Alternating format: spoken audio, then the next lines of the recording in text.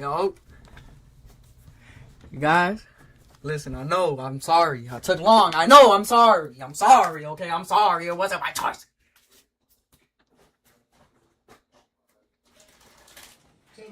Look. Alright, look. I got y'all a surprise, alright? Got y'all some Doritos, so y'all cannot be mad at me here. Y'all want some right now? I'll go ahead and let y'all have some. Look, go ahead.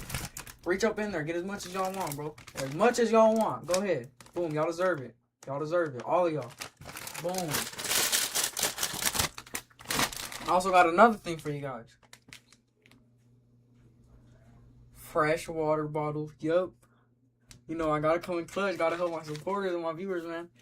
I also got you some hamburger sauce from the taco truck. Yep. Fresh out the taco truck. You know? Look, chat, if you guys are ready, we're back. Hey, I'm ready. If you guys are ready, I'm ready. I'm ready. Sheesh. Come on. Go. Whoa, whoa, whoa, whoa, whoa, whoa, whoa, whoa, whoa, whoa, whoa, whoa. Oh, wait. My headphones aren't even on. Let's cover up now. Cover up now, y'all.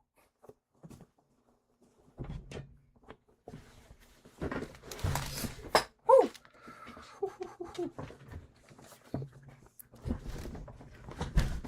Chair got stuck on the wheels.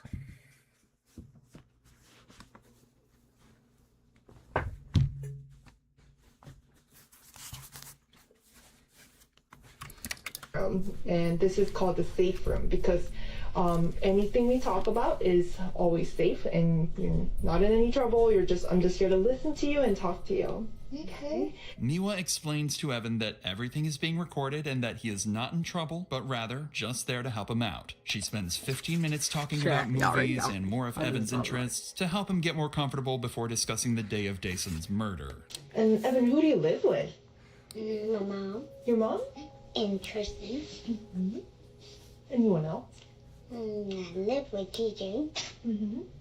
And then my dad. Okay. And do you know what you're here to talk about today? No? So, tell me a little bit about your family. Tristan, he likes to fight and play and steal toys from others. I like the color, and then I also like Catspop and Tristan. And you said you also live with the DJ, is that right? Mm-hmm. And my mom and Tristan. So DJ, how old is DJ? 15. 15? Tell me about DJ. DJ like going in the water, tickling me. Can't really remember all the stuff he used to do. But he loved playing Roblox games. Tell me about the last time you saw DJ. My mom wasn't at the house. Tell me who? Apparently you can go from 0 to a complete site in just a Just single started the prompt. stream. Not even 5 minutes of streaming. 5 minutes of watching the video. Was at the house. That's just what I add immediately. Chat, I think we're cursed. Something's going on. Whoa. DJ was going in the room with Mommy. And then Daddy was waiting at the door with DJ. DJ put his bags in the basement, and then I don't remember what happened next. That's all I remember. Okay. Miwa would tell Evan to draw the last time he saw Dason, and he'd draw the staircase leading to the home's loft. The same staircase y'all know about that, Eric has dragged Dason's body. And so, who is this person? That was DJ. That was DJ? Where was Dad? Let's take some bites now, because I'm hungry. Oh, okay. So Dad was up here and then DJ was right there? Okay. Where did they go after? They never went anywhere. They were just waiting at the steps. Oh, they were waiting at the steps? Who was he waiting for? Or what was he waiting for? He was waiting till Mama came. The DJ. Did that happen? Not really. Was there anything that you worried about on that day? I wonder if there's anything that you were scared about that day. I wasn't scared. Evan struggles to reveal the details of the events he saw that day, likely due to the discomfort of speaking with a stranger in a police station. But the information he gave his mother on the day of the incident provides far clearer insight into the disturbing events he saw. You said that one of your children said something to you? Evan. Evan, and what did Evan say? That he saw Daddy bringing DJ upstairs. And I said, where were you? And he said he was in the living room. I just didn't want to pry too much, but then I said, oh, was DJ sleeping? He said, no, he wasn't snoring. And then I said, was he moving? And he was just like, no. And then he also told me that Daddy made him and Tristan go in the bathroom and cover their eyes. Okay. But this was before. This was when the police first knocked at the door. Okay. Evan didn't say anything about the knock because he told him to go in the bathroom first. So I'm a little confused of like the order. So I don't know if that's maybe when he was going to let the police in. But Evan did say he saw that. And he was in the living room because he told me he was watching Loki. In addition to these grim details, Latrice would go on to explain how Eric's life had begun to collapse all in synchrony. Due to the protective peace order Latrice had filed, Eric was suspended from the Baltimore Police Department the very same day of Dason's death. He had just separated from his wife, was about to lose his children, and was now left without a job. Latrice also explained that the peace order she filed was not her first attempt to separate herself from Eric. Months prior, Latrice filed her first peace protective order, writing, "I am in fear for my life and well-being because Eric Banks keeps trying to control, follow, and emotionally abuse myself and my sons." The order was denied, however, and it wasn't until months later that her second attempt was granted. It was clear Eric's life was falling apart leading up to Dason's death. Eric had hidden his body, lied to officers regarding his whereabouts, and had a violent outburst once the body was discovered. It'd be hard to assume that he wasn't directly implicated in Dason's death. But evidence alone wouldn't be nearly enough to get him to confess. After all, he was a police officer of 10 years and knew how the criminal justice system worked just as well as any interrogator working against him. But unfortunately for Eric, the interrogation he was about to undergo would crack even the most well-trained of suspects. Eric is placed into Anne Arundel County Interview Room 2B. This room was designed for priority matters, exclusive to high-profile cases. Because Eric had attempted to attack an officer earlier in the day, he's been handcuffed to the table to restrict movement. Eric is left alone for multiple hours as the detectives prepare for his interrogation. While waiting, he can be seen glancing around the room multiple times, likely searching for a camera. What Eric didn't know is Interview Room 2B has a small camera placed in an unusual location, which Eric never managed to spot. The primary investigator assigned to this case is Detective Louis Adrian. His prior service in the United States military likely factored into the department's strategic choice to have him conduct the interview. This shared background enables Adrian to establish rapport with Eric, a key component in the upcoming interaction. So, you know why we're here. We want to talk about what happened, why it happened, and anything surrounding that whole situation. But you know as well as all of us that we have to go through Miranda with you. So what I'm going to do is we're just going to go through Miranda first of all, and then I'll start getting all the other information, okay? After reading Eric his rights, the detectives would spend nearly an hour connecting with Eric and bonding over their shared military experience. He's like, now you come in, you're in front. Okay. We go back in, we about to go in the building, like, you're in front. She's like, but I thought you said you, like, some people were made, you know, to do certain things, and I said, I'm not made to be a front person. Yeah, but, so I'm running the block then, and I remember, so I was like, hey, whoever that officer is right there running, just keep going, because you're about to run right into him. And out of nowhere, these two guys just come out, pop out, and I'm like, okay, I got him. And he just fall over, and he was like, yeah, whoever that was running, you was moving, and you just ran, and I was just like, he was like, don't, because I was slowing down, like. The RGB on this gaming setup is reacting to the Valorant spike timer. You can trying to look, he's like, no, keep going. And I'm running like, okay, you gonna tell me when? This friendly conversation appeared to take Eric out of the tense mental state. It appeared that Eric sharing his favorite moments from the military gave him a sense of importance, like he had an identity he was proud of, or at least used to be. But that moment is short-lived, as he's quickly brought back to the reality of why he's sitting inside a police interrogation room. So you spent 3 years and you're still active in the Baltimore City Police Department. Yes, sir. So from what I hear, you're suspended? No, I'm suspended now. I'm going suspended, yes. Okay. Why? Can you tell me what's going on with that? May 8th, I got a piece of protective order against my wife. Okay. You got one against her? Yeah, I got one against her. Same day, she took the firearms out the house. She took the safe out of the home. You know, Anne Arundel County did press charges. They press charges against her for taking the safe with the firearms. The firearms. Yes, sir. And were they your duty firearms? Duty firearm. My whole full duty belt was in there. Okay. Firearm, taser, magazine, pouches, everything was in there. She turned around. Why would she do that? When That's such a lie. Why would she do that? Okay. Saying that I was following her. But when she got it, that's when pretty much they have to suspend. Yeah, I have to get suspended. Her mom sent my mom something talking about I was following her. This and that. I'm like, how? I'm here at work. How you see I was following? I was like, there's no way. That's when we both ended up at the courthouse, and I was like, because I was like, I'm just putting a stop to this. So I let the clerk know. I was like, I don't know what's going on, but every time that my wife's trying to leave or something's trying to happen secretly, there's a peace order for me to get kicked out the house. And I was like, that shouldn't be, and that's when they brought us both in. So we both got seen by the judge, and he granted us a peace order for both of us to stay away from each other. Okay. Yeah. When was that? That was just, was it 2 days ago? Okay. Or was it, no. Monday? Well, no, yesterday. It was just Tuesday, yeah. So y'all met with the judge? Tuesday. And you're still suspended up until this point? Or Yeah, I'm still suspended. So when, maybe it's the way Baltimore works and how slow they are and stuff. So you have the peace order, she gets one on you, and then it gets denied. It has to go to IA. I have to do their full They have to do that. Yeah. And so you're still suspended even though it's been cleared up? Yes. Gotcha, okay. At this point, the detectives had no reason to assume Eric was lying. He'd been open and honest with them the entire time, and seemed rather friendly. It isn't until they begin discussing the day of the incident that investigators realize Eric's perceived honesty had all been a calculated act. So yesterday we go to court, get the peace and protective orders. They grant the whole motion, for us to stay away from each other.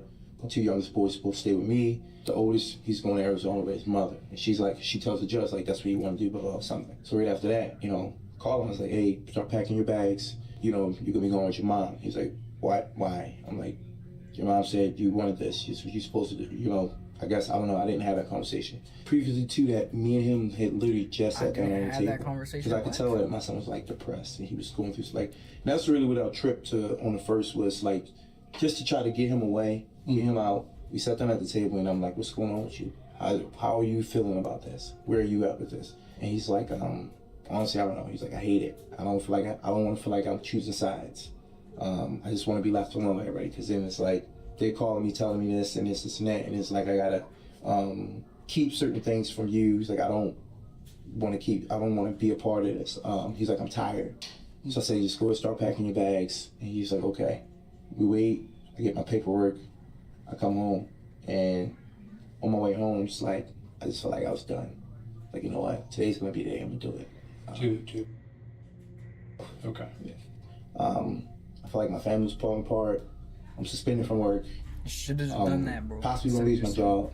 So it's like situation. Building. Keep going. It's like vendetta. I even sent a text to say, I don't know why we feel like we have to be at war. Right. Like, we shouldn't have to be at war. It's like, if you are here lying to these guys, telling you gotta guess, what are you trying to move in with them? Telling them that you're living in hotels when you're not. You're staying with your mom. Like, what are you doing? So at this point, it's like, you know what? I'm just tired. Yeah, you're tired of it. Yeah, it's a way out to get peace. I get. Yeah, a lot of people go through that, man. Yeah, and it was like nothing. I felt like everything was just coming to an end, and I feel like that now. Like, honestly, everything was coming to an end. I was like, you know what? I'm just gonna do it. It is what it is. So when you got home yesterday, was there anyone in the house? Yes, it was. Deshaun was in the house. Okay. Evan was in the house, and Tristan was in the house. So you go in there and you're doing all this stuff, right? I go in there and I go in there. I see him upstairs. Like, he got his bags packed. I had to go take your stuff downstairs when your mom's come. And she called him. It's like, mom's calling. He was like, what do I say to her? I say, tell her, just talk to her. Like, she called me, whatever. And he answers the phone, and they have a conversation. And that's when I'm like, okay, what'd she say to you? She said she's gonna be in the area, just bring my stuff downstairs. I said, okay, cool. I said, so the police should be coming. And when they come, everything goes smoothly. This is the moment where Eric's act begins. Notice how he begins looking blankly into the ceiling as he recounts critical moments. For the last hour, Eric hardly looked up to the ceiling once. I go downstairs and I'm in the kitchen. I just made a big bowl of, Gatorade. Not big bowl, but big picture of Gatorade. It's blue. It's probably still, I believe it's still on the counter. Mm-hmm. But like I said, you say you never went to Yeah, the I hospital. know. The bag of crushed up pills that I had was right there. The son came downstairs. He asked me something. He was like, what did he say? He came downstairs. He asked me something. And I can't remember his exact words, but he was like, asked me, about, I think it was a leave or something like that. I said to son, just wait. We're not gonna, because he was like, I don't want to go. He was just telling me that he didn't want to go and shit like that. I said, look, just wait. We're not gonna talk about shit, because I'm gonna take your brothers to your mom's house and I was coming back. I said, if your mom gets here with the police before I get back, unfortunately, you gotta go with her. That's just the way it is. He's upstairs. I remember Tristan. I told Tristan, I said, Tristan, go get your shoes. Tristan said, okay. So Tristan goes upstairs, he gets his shoes. And he comes, he's like, Daddy, what's wrong with DJ? I'm like, huh? Whoa. What's that? I just built a budgeting app in Base 44. Guys. You gonna say you So found I him? go upstairs, and DJ's in the bathroom, and he's in the tub. And that's when I seen him. I was like, what the fuck? That's why I pulled him out the tub. And as I'm pulling him out the tub, I laid him flat on his back on the floor. Mm-hmm. And then, at that time, I'm not sure, I think it was Evan or Tristan. He was like, Daddy, somebody at the door. And I'm just looking at my feet, I'm like, what the fuck is this? I'm like, what the fuck? Eric makes his story clear. He had planned to end his life, but coincidentally, Dason had the same plan and did it first. It's an extremely complex alibi and only becomes more unlikely after Eric explains why Dason's body ended up hidden inside his bedroom. So I go downstairs, I go to the front door, the officer's there. Okay. And I panic, I was like, I don't know what the fuck to say. So he asked me, he was like, hey, what's going on? I started talking to him, telling him what's going on. What did he say? He said, so what's the situation? And I told him about the situation.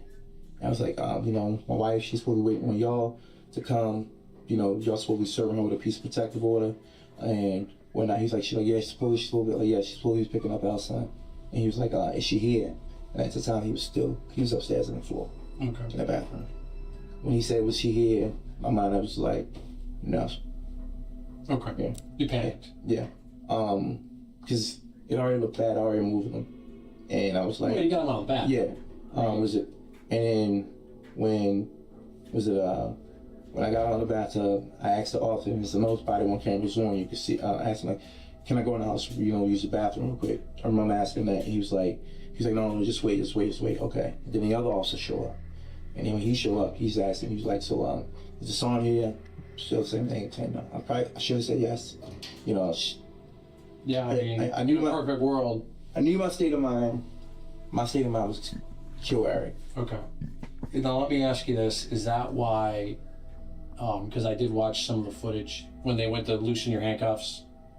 You kind of got a little silly on them. You remember that? Yeah. What was you went for the officer's gun. What was up with that? Well, before we get to that, when I first went back in the house, when the officer told me, the tall officer, he told me, he said, go get the sergeant's phone.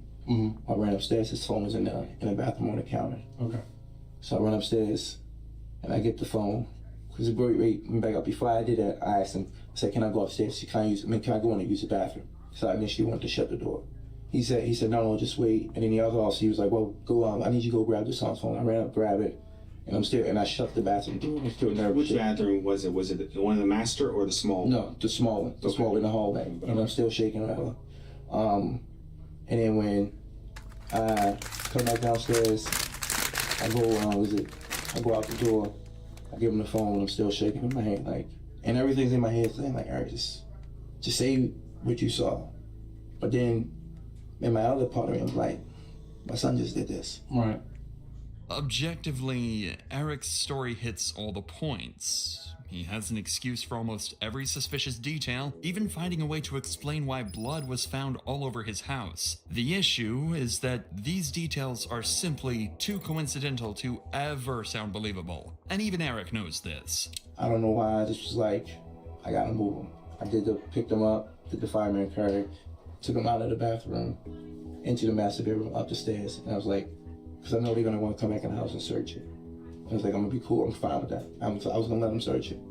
And I tucked them in, the area, and I left the thing open. So when you say the area, you're talking like a little crawl space. Okay, yeah. All right. But getting back to when they came in, they searched the house, they went upstairs. And he seen the thing open. That's when the officer, when he asked, I panicked and I was like, yeah, this is where I keep my safe, blah, blah, blah, whatever. But just saw him sitting there. Just saw him sitting there, okay. And they put the handcuffs on me. I went back downstairs. And when they put me downstairs, I was like, life is over because it looks different.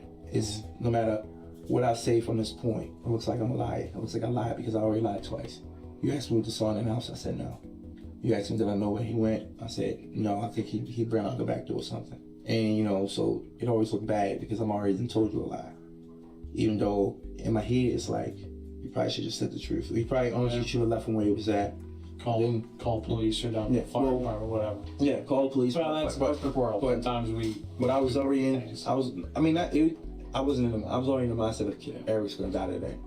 Okay. The detectives decide to take a break and discuss what their next plans would be. At this point, they both know Eric is lying to their faces, so the goal for the rest of the interrogation will be to get Eric to admit to his lies and ultimately confess to the murder. To do this, they decide on Detective Adrian conducting the rest of the interrogation alone. Since one-on-one confrontation is generally considered to be more effective, Adrian would return with a clearly different demeanor from earlier. He's stern and wastes no time in asserting that his nice cop act is over. Are you good? Do you need anything before we get started again? No, I'm good. Are you sure? Alright. So Detective DePietro had to step aside just for a second. But what I wanted to do, like I told you, I wanted to come back and go back over some things with you. Okay. I actually want to go back and in detail just go through some of these steps. Eric would recount his story exactly the same as before, claiming he simply found Dason dead and had nothing to do with it. And it seemed as though Detective Adrian had nothing concrete to combat Eric's lies. That was until he brought out Dason's autopsy report. I'm gonna tell you this. I know that you spent 10 years in the military, and you were in the Marines, weren't you? Yes. What's their whole thing in the Marines? Like, what do they always teach? Honor, integrity. Honor, correction, maybe? Yeah. And to be honest with you, I don't see that from you right now based on what you're telling me. Okay. I think you telling me something different. Okay. But I know you're a Marine. Okay. I know a lot of people that's Marines, man. And that's one thing that they would, like, integrity, honor. No, you don't mess with that if you're a Marine. Yes. I know you want to tell me the truth, and you sitting here like giving me a story. You giving me what I want to hear, just to sound good, but it's not it. That's not it. Trust me, I'm not trying to sound good to you. And I'm gonna tell you the other thing, and I'm gonna be straight up with you. Yeah. You keep talking about the autopsy. The autopsy said he was strangled. Hell no. The autopsy said he was strangled. Hell no. Hell to the no. Heck to the yes. Hell to the no, DJ was Heck to the yes. That's what they be teaching in the Marine Corps. I'm gonna just let it sink in and that's what let they be teaching you you in the decide Marine what you Corps, gonna ain't it? Explain that to. No, DJ wasn't strangled. How to stealthily take somebody out. There's no. DJ was not strangled. DJ, like I told you, DJ went downstairs. He came back upstairs, and DJ was in that tub. Like I said, when I came in that room, he was in the tub. When I grabbed him out, I grabbed him like this, and I pretty much put him in the fireman's carriage. When they left, I could drag them up to my room. If that's the case, I would have. They're gonna get it out of him. Left him in there. They're gonna get it out of him. And I would have said, or had them come in there to be like, but DJ wasn't no strangle. There was no way. No, there was no way DJ wasn't no strangle. That's your boy. You had pride in him. Yeah, but you had pride in him. You were trying to help him out with his grades. You were getting him in STEM classes, and then this happened. But you saying DJ was strangled? Nah. Well, then tell me what happened.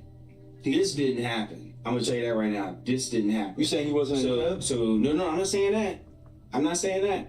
I believe that part. But I believe something else happened.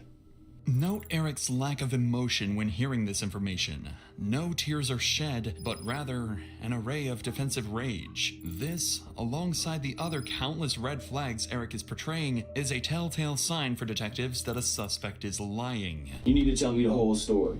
Like I said, DJ, when I came in there, DJ was literally in that tub. There was no way I'm gonna sit there and strangle DJ, not harm Tristan. Why would I don't even have no ammo to want to strangle this boy. I have nothing against him to want to strangle him. Nothing. Okay. No anger in my heart, no nothing.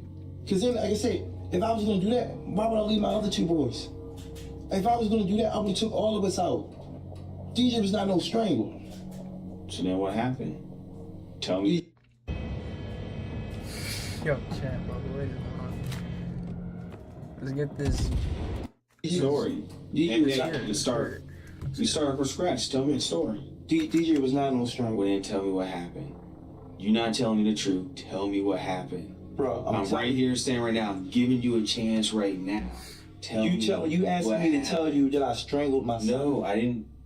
Eric understands the legal system well enough to avoid offering a direct confession when confronted. From investigators' perspective, he knows that admitting involvement is the worst thing he can possibly do.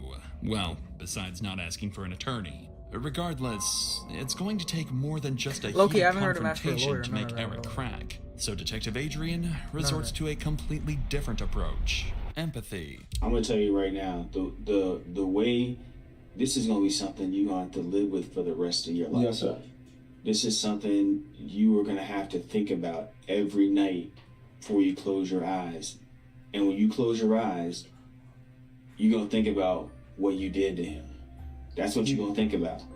You're gonna think about what you did to him. And it's gonna haunt you for the rest of your life. Or what you can do is you can talk to me. You can tell me what really happened, and at least that load will be off your chest. See, I'm telling you right now, there's no, you're telling me to say I strangled my son. I did not strangle my son. That's what you're asking. I understand you're trying to align with me and, and show the compassion, trying to, but there's no me in strangling DJ at all. Okay, so let's take strangle out. There's no me strangling DJ. We taking strangle out of the equation now. Okay. What happened? I told you what happened. We taking strangle out. Yes. What happened? He was upstairs in that tub. DJ was literally in that tub. You didn't put him there. I did not put him there, no. DJ was physically in that tub already. When I came to that bathroom, DJ was in there. Did you assist him at all? No. With anything? No, I didn't assist him at all, but nothing. Why not? Nothing. I did not assist him getting in that bathroom. I did not assist him going in that bathroom. He was upstairs already. And like I said, when he went downstairs, he was downstairs for a good period of time. He was upstairs, and what's his name? I was down. Tristan was down. Tristan was trying to go, what's his name, with his shoe. I told him, and that's when Tristan said out of his mouth, "Daddy, what's wrong with DJ?" Tristan literally said that out of his mouth. And I went up there to check on him. I don't recall seeing him, don't recall him removing no belt. I don't recall removing anything that could have been around his neck. I don't recall moving this. So here's the thing, and I hate to frustrate you, and but I also have a job to do, and I also have to get down to the bottom of this. And when I walk through the door, and when I hear everything that happened, things don't add up. Things don't make sense. Okay. They don't make sense at all. If you would have done things different, if you would have been like, yes, my son, I just found my son in a tub, I helped him out, and told the officer, you know this. If you would have done it that way, it would have been different. But the fact that you didn't, now you're sitting here trying to explain yourself. Well, I'm sitting here because the whole situation, I'm sitting here because I lied and said he wasn't in the house.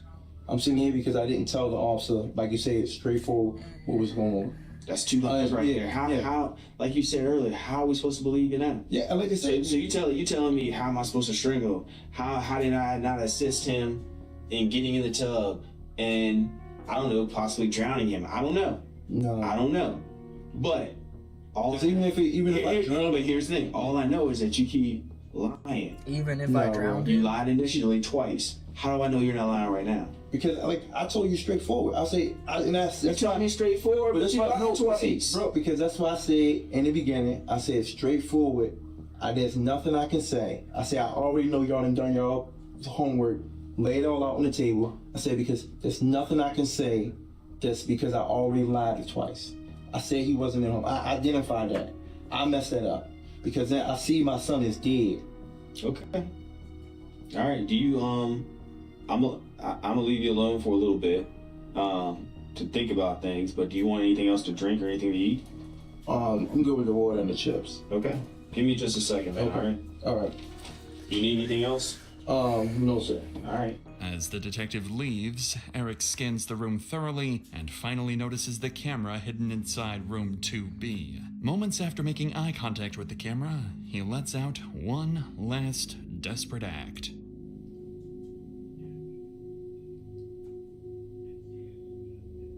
Strangle? I don't know. Unfortunately, it'd be too late to act his way out of the murder. Eric's testimony was flimsy at best, and Detective Adrian decided he'd gotten enough to wrap the nearly 5-hour interview up. Shortly thereafter, Eric was booked into the Anne Arundel County Detention Center under charges of first-degree murder, second-degree murder, and child abuse resulting in death. At trial, Eric would quickly accept a plea deal to second-degree murder as well as attempting to disarm a police officer. And on October 4th, 2022, he was sentenced to 42 years in prison. If Eric serves his full sentence, he'll be released in 2064. I want to add some guitar. Do you know how to make music? No. Okay. What's up, guys? We're here. We are not gonna see him. We is not gonna see him. We is not gonna see him. You talking about another 20 more of these? Another 20 more of these? Wait, no. 40 more of these? What am I talking about? 40 more of these? We ain't gonna see him. I'm sorry, child. I don't think you're gonna see him. Ever. Ever. Honestly.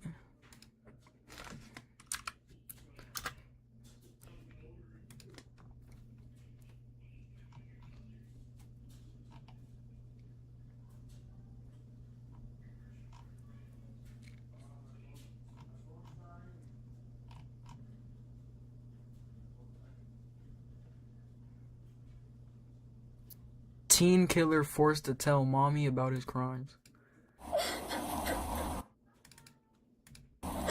Is she okay? Do you see where she's hit at? No, it's on the side of her head. They're saying she's pregnant too. Take a deep breath.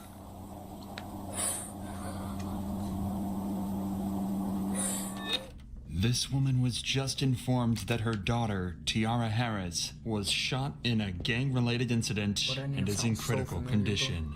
They just were shooting, and the blood just started dripping from her head, like shooting them under the ambulance. Like I can't even talk right now, bro. Her boyfriend rushed her to the hospital, but sadly, it was already too late. And the worst part, Tiara had nothing to do with the shootout. She was an innocent bystander. A simple mix-up left an innocent, pregnant mother of 2 dead, her children now motherless, and her family absolutely heartbroken. The police now face a grueling investigation. However, with everyone involved supposedly being gang members, catching the killers would prove to be much harder than anything they'd done before. We've been in touch with Yolanda, the mother featured in this video, and are proud to share that half of the video's profits will be donated to the Akron-based charity First Glance Student Center. Thank you, Dr. Insanity. At Shout out Dr. 7:29 Insanity, chat. On April 14th, Drop some W's in the Akron chat for Police Dr. Department would receive multiple calls reporting dozens of gunshots being fired out of 1492 Rockaway Street. Witnesses would describe what seemed like a gang-related shooting with multiple cars speeding away from the scene, one being a silver 4-door Chevy. Police managed to quickly track down the Chevy, following it as the driver sped across back roads in Akron. However, the Chevy wasn't actually running from the cops. It instead would pull over somewhere that concerned the cops even more: the hospital.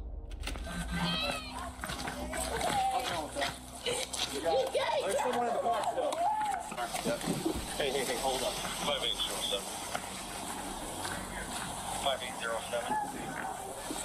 shut the car off. Shut the car off. Shut the car off. Here, go ahead and put your hands on top of your head, all right? Nope. Hands on top of your head. Step up. Step up. Oh, do we have someone checking High Street? All right, man. Here, step back here to the back of the car. Go ahead and put your hands behind your back. With the incident being reported as a gang-related shootout, police would assume the man driving the Chevy to be a gang member, meaning he would be very unlikely to talk to them. So instead, they decide to stop him in the back of a patrol car for later interrogation. As this was going on, dozens of additional 911 calls would ring in, witnesses would arrive at the Akron Police Department to give their testimonies, and more cars would arrive at the hospital. Most importantly, though, Parents, if your child plays Roblox, listen up. You could qualify for up to $300,000. 4 miles away, a young woman would be placed in an ambulance under critical condition with a bullet wound to her head. Turns out all of this would be connected to a large group of reckless shooters. It's at this point that we need to step in. This is one of the most complex and mysterious cases we've ever covered, so we need to break down some details first in order for you to fully understand the case itself and how well the police handled every single step of solving it. At 7:22 p.m., a car arrived at 1492 Rockaway Street carrying a number of people who started hanging out with some friends on the side of the road. This group included Javier Small, Lanier Worthy, and Jonte Smith. Everything seemed fine until 7:29 p.m., a black vehicle reversed into the street carrying Tiara Harris and her boyfriend George. Her boyfriend recognized some of the people on the sidewalk and wanted to back up and say hi to them. Like Angel Reese. At that very moment, on the other end of the street, 3 men emerged from an it looked like she unrated played vehicle ball. She had a and started volleyball firing jersey, bullets. I think. Hey. Right here we got the Golden State Warriors right here. These men were Zaire Saunders, 17-year-old Anthony Whitaker, and Darion Rackley, all affiliated with the gang BBM. Was that Chucky? A notoriously violent gang active in I like Akron being at the Chucky. time. There was also the driver of the car, Jeremiah Williams. Their shots scattered the group on the sidewalk, with everyone running for cover. In the panic, Jonte and Javier drew their guns and began to shoot back. Bullets went back and forth, and everyone went into a panic as they realized their lives were at risk and a bullet could strike them at any moment. Seconds later, the dust settled, and the BBM members Zaire, Antonil, and Darion fled the scene. Big However, booty man, a come on. grueling silence would ring throughout the street as Tiara's boyfriend, George, realized Tiara was the sole victim of the shooting. With BBM splitting up and running in different directions, George flooring it to the hospital, and everyone on the sidewalk either heading inside or preparing to head to the hospital too, cops would begin the grueling task of figuring out what just happened, and who, ultimately, was the one that fired the killing shot. Now that you understand exactly what happened, we can join the police as they try to figure out what just went down and how to solve the Get y'all developing badges mystery. out. Remember that all the cops have received at this point is a phone call alerting them to the shooting and a description of the silver Chevy they've just pulled a gang member from. There's another victim that's at we don't know where that victim's going to go. There's a possibility that victim may be deceased. Yeah, they got shot. Okay. Someone's got to go check, probably. Two of the officers ran over to the front of the hospital and discovered Javier Small and his girlfriend in complete distress.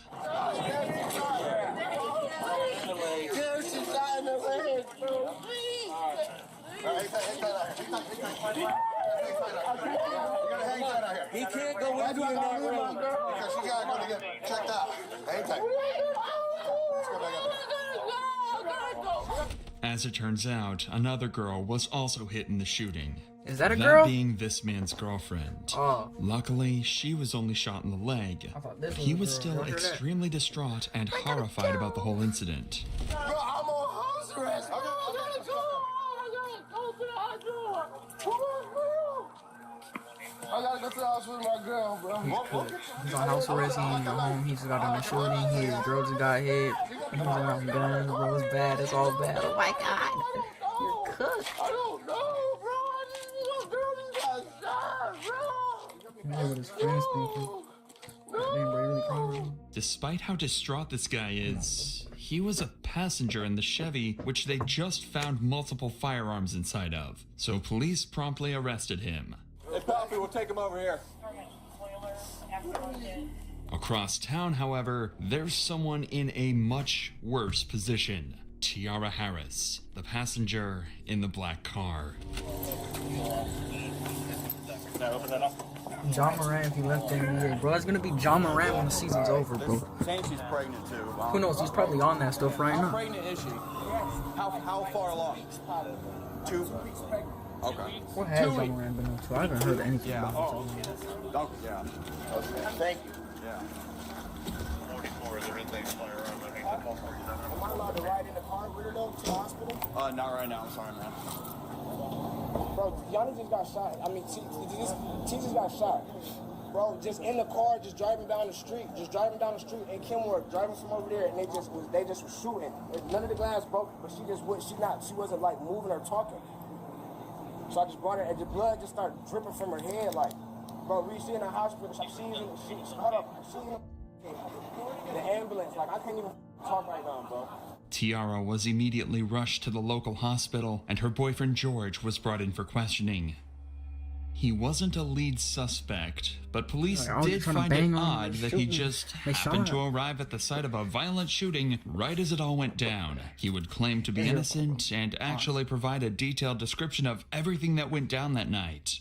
You turned off here, so no, I didn't. I came this way, and I said, "What y'all got? Like, what y'all got going on over here? Like basically saying y'all good." Right. As soon as I said that, somebody from down here got to just shoot at boom. No, I didn't. I came this way, and I said, "What y'all got? Like, what y'all got going on over here?" Like, I'm like basically saying y'all good. Right. As soon as I said that, somebody from down here got to just shooting a gun that just kept shooting. That's all I know. Guys, for 1 penny down, you can Were they really in the middle of it? Because laptop. But I didn't hear nobody. So you're right there, and then you heard that. How many shots did you hear? Man, I can't even recall. It was a lot. And then as soon as I So you were facing this way? No. You literally backed all the way on. Say I'm coming down here, and this Rockaway. Like, this would be Rockaway. Okay. Down, I backed up. Oh, so you backed, so the back of your car was facing that way? Yeah, and I'm like, is y'all, I'm like, what y'all got going on? Like, I look out just like that. Like out the window? Like, as soon as I even, like, it should have been me, like, you feel me? Because I'm the one that looked straight out the window, like, are y'all all right? Y'all good type stuff? The cops asked him why he was even there in the first place, to which he just said he knew a couple of people on the street and that he had absolutely no involvement in the shooting. He's claiming that when he peeked out the window, his friends mistook him for the shooter and began to fire bullet after bullet directly at his vehicle. According to him, it wasn't an accident, but a misunderstanding, making the whole situation even more tragic. With George's statement, they were a little clearer on the whole situation. But they'd made no progress into actually solving the case or tracking down the real perpetrators. That was until they returned to the scene and spoke to a number of witnesses who had watched the entire event take place. It was 2 African Americans. Where were they running? Young kids. They come from back there across this backyard next door and out the driveway. They hopped the fence. He had a face mask on and had a 9mm. And then the other one had a semi-automatic rifle, and they were almost to the corner of the house running this way. And they I just look at the picture, bro. Oh my god. Like when kid jumped. Y'all remember when Diddy got locked up? He jumped the Not fence. Diddy. He dropped Queso? rifle. That's what it reminded me of. That I was just out back. That whole case just replayed in my head. Stuff, and all I heard was just a barrage of bullets, fully auto. It wasn't 3-round bursts, 4-round. It was fully auto. Coming off fast. Oh yeah, hot and loud and fast. And then I saw 2 guys. Everybody's just falling out back. I could backwards, see the sobbing. backyards through the fence. I saw a silhouette of 2 guys running up towards that street, returning single shots as they were running away. There's casings up here. Yeah. I got more. Okay. How many did you hear, you think? It was like 30. Like where all these cones are at, probably that amount? 30 or 40. But this happened over there all the time. Where's over there? Right there, the house right there. I heard a lot of gunfire, but when I first heard it, I thought it was a backfire because I saw this car sitting over here where all the cones are. He had his lights on. Mm-hmm. So I thought he was working on a car and it backfired real bad. Then I saw them loading people into cars to take them to the hospital, and I knew it wasn't, because this has happened so many times before. I don't know what we're supposed to do. Right. We can't go outside, nothing. Even with all this new information, though, the cops are only slightly closer to figuring out what happened. They were now at least able to confirm that one group of shooters rolled up and started the exchange before another responded, causing a huge exchange of bullets throughout the neighborhood. But they still had two major questions. Who were the shooters, and how was Tiara involved? Well, the cops had just spotted another witness that might be able to answer their questions. A woman who was actually on the street the moment the bullets started flying. So you don't live Yo, here? she got the best view, low key. So who owns the house? Anitra Johnson. She is okay. She was out to eat when I called her. Okay. Everyone's okay though, right? The kids. The kids, yes. Yeah. The kids are okay. I got them in the back watching TV. Okay. There was another girl outside. I think she got shot in her thigh or the leg. I think they took her probably to the hospital. Okay. She definitely got hit. Okay. So what did you see? I'm sitting outside. To be honest, we all family. So we're all outside prayer wrestling, like act like we hitting each other and stuff. Next thing I know, I just heard these gunshots. I'm like, all right, was that a BB gun? Come through shooting. Yeah. And it was like, pow, pow, pow. It came through again. So I'm running up, I didn't even know where the gunshots came from. I'm running up, trying to grab the kids. They came through twice. Okay. Did the house get hit at all? I mean, I don't even fuck. Is that a bulldog right here? I don't. I don't know. I was really just trying to grab the kids. And you said so what? They got out of a car. They didn't even get out of the car. Or they just started. They were hanging out. They was hanging out shooting. Okay. Did you see how many by chance? Three of them. Okay. Now it's starting to sound a lot more like a drive-by shooting, notoriously one of the hardest types of crimes to solve, especially if the vehicle was stolen. The cops are starting to lose confidence that they'll ever find Tiara's killer, but then they decide to ask one simple question. Ma'am, do those cameras work? I believe so. Okay. She's on her way home. Oh, she is? Okay, perfect. There were CCTV cameras on the property, and as soon as the homeowner got back, they'd have access to the footage. So in just a few hours, the cops were able to put together just enough footage to understand exactly what happened. Remember, we already know all of this, but for the police, this was huge. Now they had a detailed timeline of the entire incident, including at what time it went down, how many people were involved, and which vehicles the suspects used. This would be very useful in the coming interrogations in terms of verifying their suspects' claims and pressuring them to confess. Police finally had a solid piece of evidence, and right as their case had started to build some substance, their biggest lead yet would step out right in front of them. I have video of them carrying the girl that got shot. I can put it on an SD card. And that's not the same one that was at She'll send her.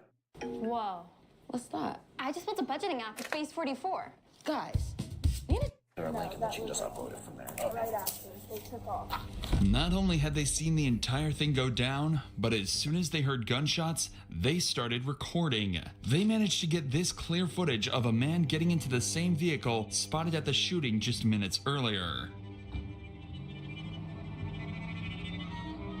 Now all they needed to do was track down the car using the visible license plate, and they'd have their first lead suspect. But with that said, these kids were no strangers to running from the police, and the officers would begin the hunt to find these evil teens.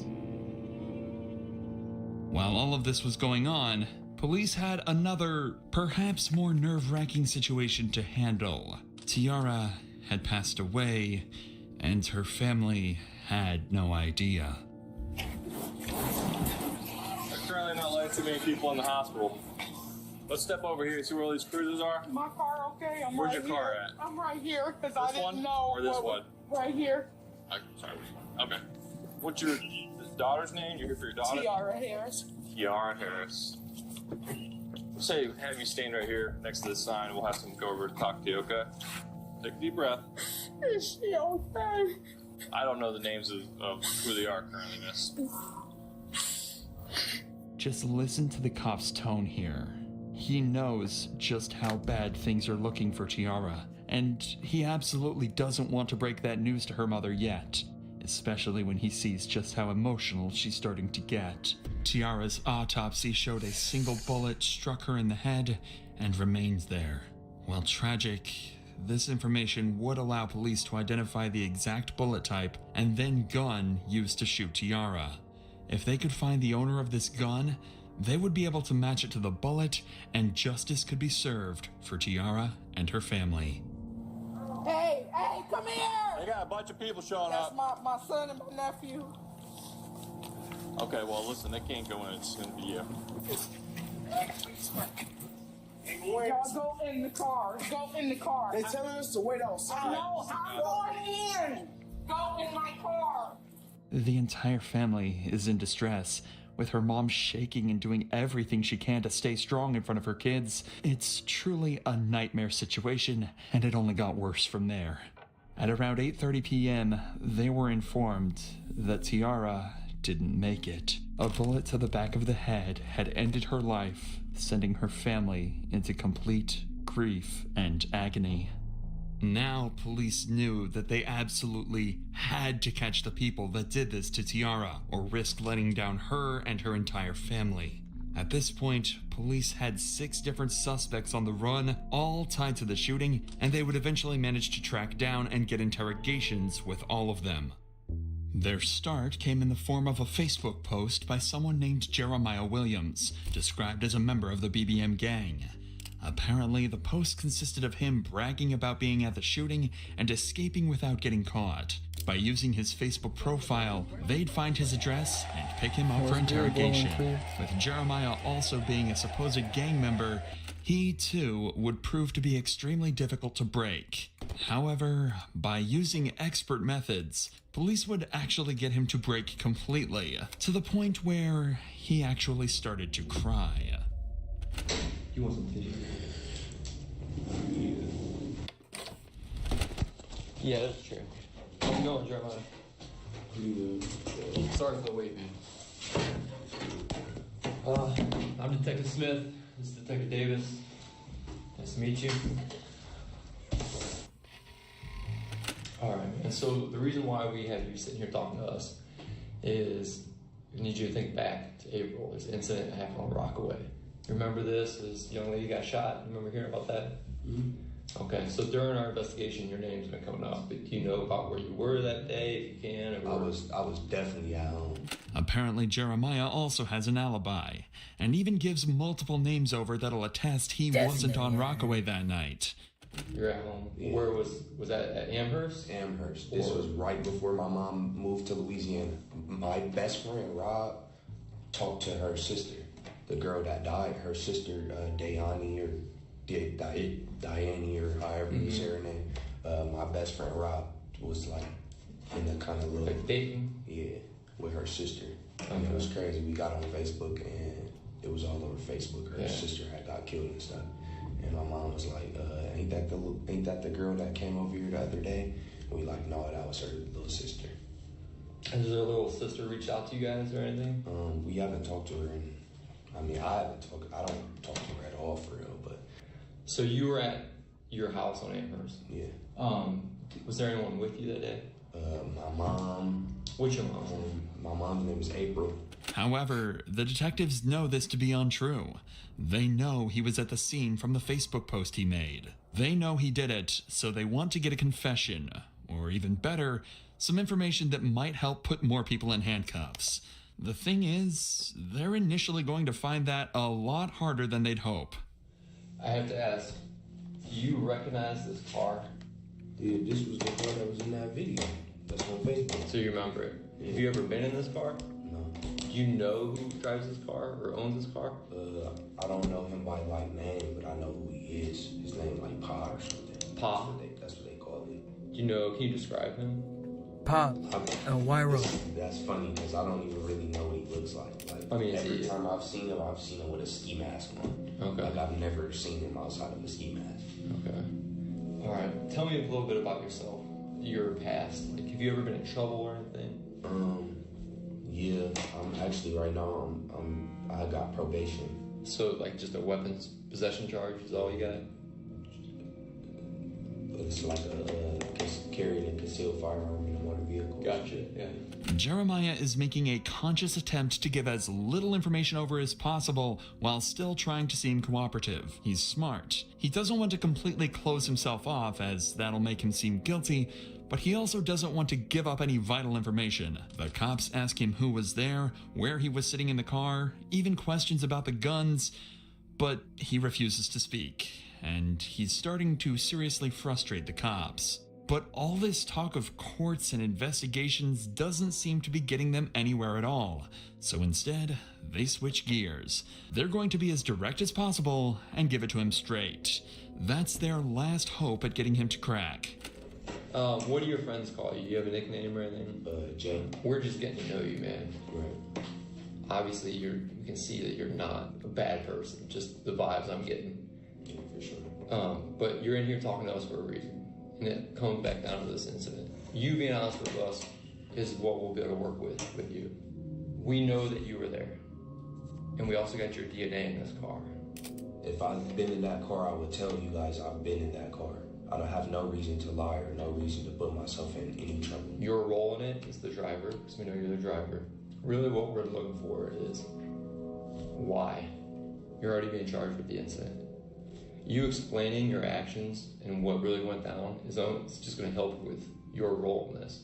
We know you didn't pull the trigger, but you not being honest with what went down is not going to help you.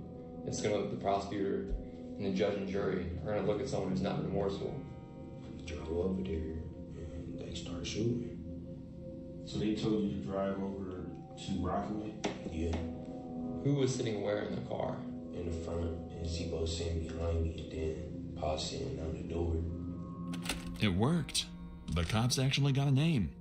It was a nickname, but cops could eventually tie this back to a man named Zaire Saunders, who would be interrogated later. This was huge. They'd actually gotten a gangster to tell on one of his partners. But they weren't done yet. They knew he still had more information, and they weren't going to stop putting on the pressure now. We got to go back to who was in the car with you. I know you know Zebo. Pa, you say you just know him by Pa. Do you know his real name? Okay. And the third person, you're saying how often have you seen him? Would you be able to identify that last person by a picture? Jeremiah physically looks defeated. He's avoiding eye contact and is hunched over. He likely never saw himself giving up the names of his partners, but that's exactly where he found himself.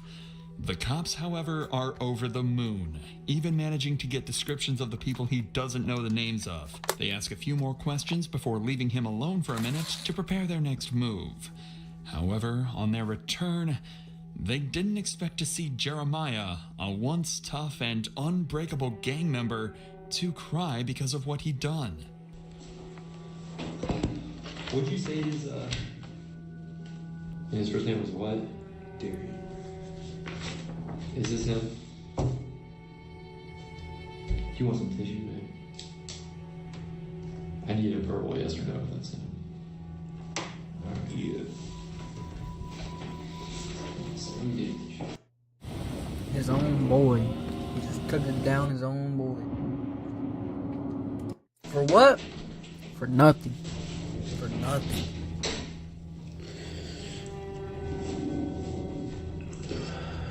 If this is the first time you've seen a gang member cry, you're certainly not alone. But it actually happened again in the detective's very next interrogation. While these cops were busy talking to Jeremiah, a breakthrough had been made outside of the interrogation room. Remember this footage recorded by a civilian witness earlier? Well, after 5 days of investigation, they actually managed to track the car down, enabling them to take in another suspect, Antonil Whitaker. Police would quickly realize that Antonil might be even more important than Jeremiah as a suspect. He's a supposed member of the BBM gang, and believed to be one of the suspects that initiated the shootout. The thing is, he's just 17 years old. Since there's still some information even Jeremiah couldn't give them, they figured they might be able to scare him into giving up everything he knows. And their first idea is an unconventional but possibly extremely effective method: a call home to mom. I forgot the video title. Really serious now. You need to put yourself wherever you was and get to telling them with your part as much as you can, because you can't tells his take the mom what blame for happened. this, and this was not you. You shouldn't be sitting here. They know it's your car. You can't get out of that. You better than this. Antonil doesn't even seem to feel like following his mother's advice. Despite the fact that they know it was his car, he's claiming that someone else was actually driving it that day. And even more unfortunately, he'd forgotten exactly who. Listen to his story and see if you believe it as much as the detectives do. So you said you were at home? No, wait, like the whole day? Someone took your car somehow, brought your car back, gave you the keys back or whatever, and then so you could take your sister home. That doesn't make sense, man. You know a jury, you know a judge. They're not. I'll be honest with you. I mean, what you're getting is not even a good statement. It's not even a good lie. That's why it'd probably be easier for you to tell the truth. You see, about an hour after the shooting, Antonil was confirmed to have used his car to pick his sister up from an event, meaning it was clear that he was still in possession of it. But that didn't faze Antonil, and despite how many questions police asked him, he refused to give up anything. How this works, you might already know this from TV, but I mean it's kind of accurate. We're going to compare your DNA to the DNA on the shell casings that we collected on scene. Is there any reason your DNA is going to be on there? Because if there is, you've got to explain that.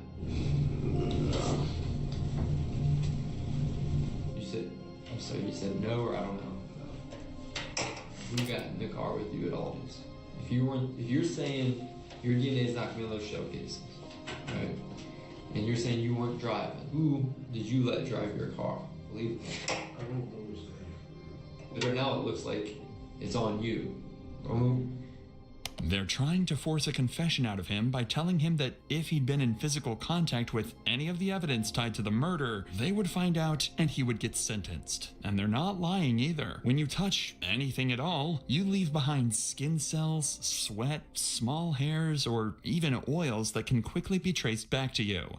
Meaning, if Antonil had touched the car, the bullets when loading his gun, or anything else related to the murder, police would find out. However, as of now, detectives haven't had the time to run these tests to confirm if his DNA was present, meaning they couldn't pressure him to a confession, and they'd have to wait until later. So in the meantime, they move their attention to the next suspect. Remember the man Jeremiah gave up to the cops back in his interrogation? That was Zaire Saunders. Once they had his name, they tracked him down and arrested him. And he would prove to be even more helpful than Antonil and Jeremiah combined.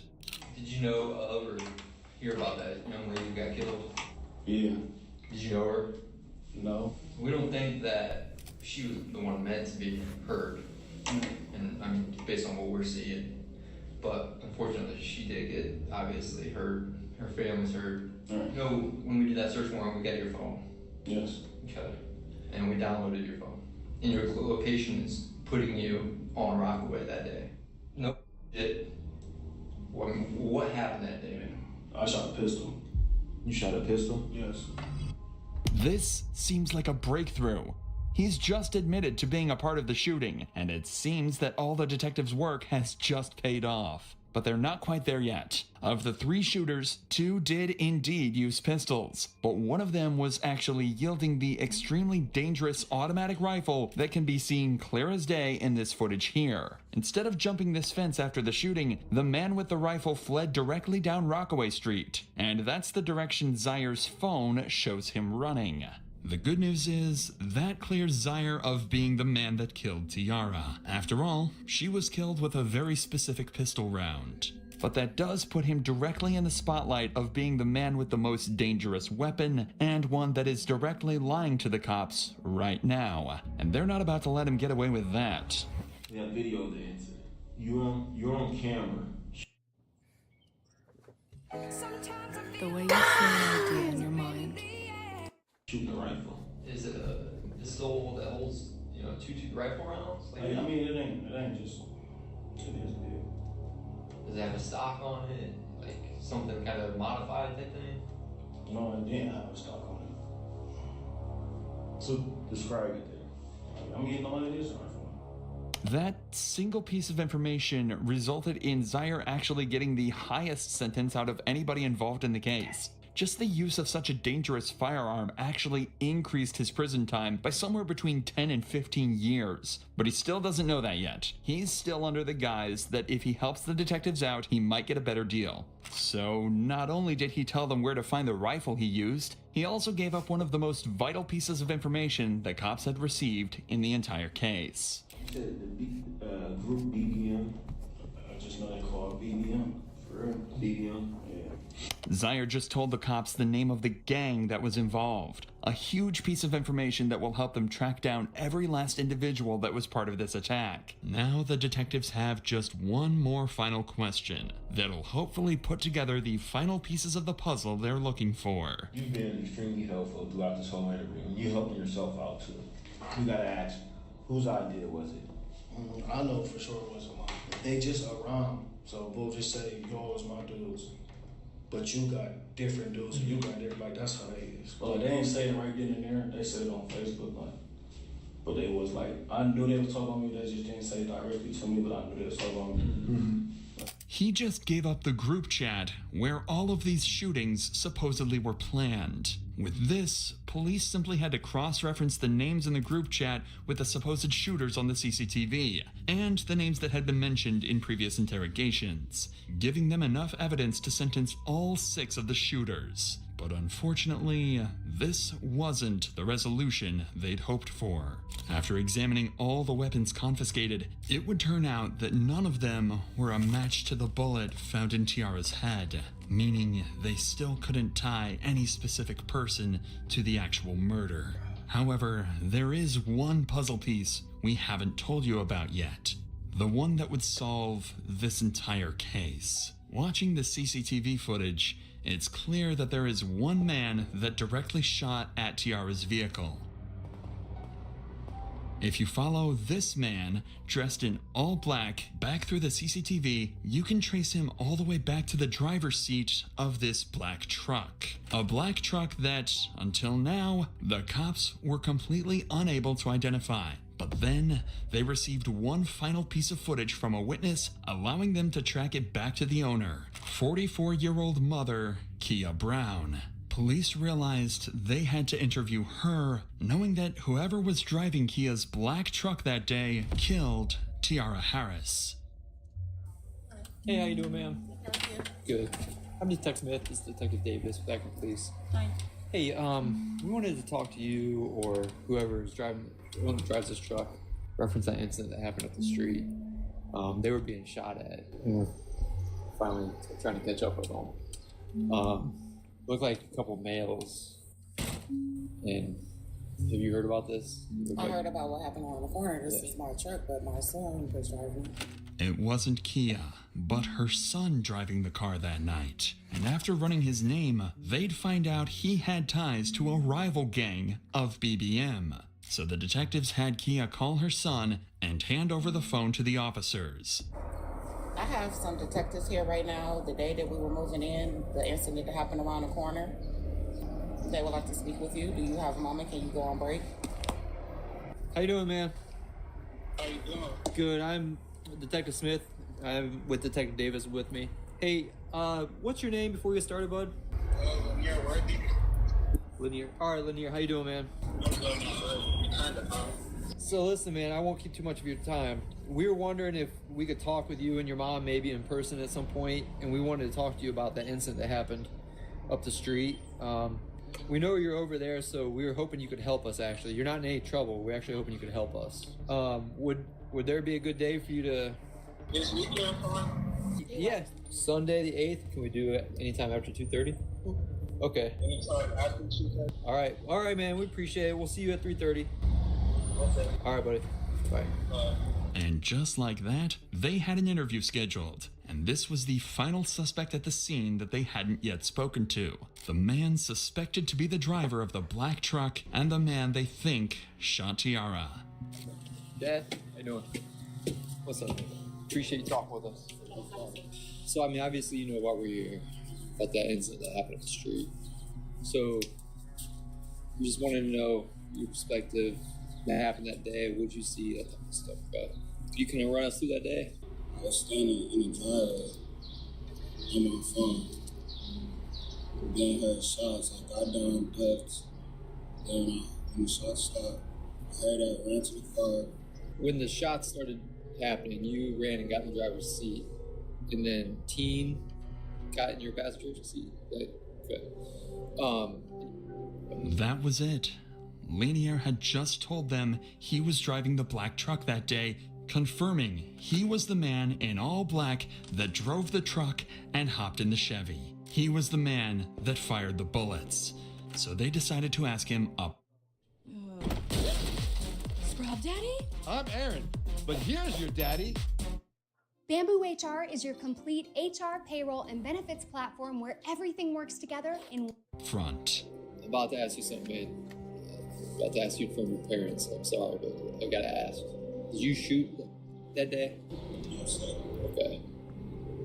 Even though he said no, police already had all the evidence they needed. The car tied to him, his ties to the rival gang, and finally the video of him shooting at Tiara's car. So they arrested him on the spot and brought him in for interrogation.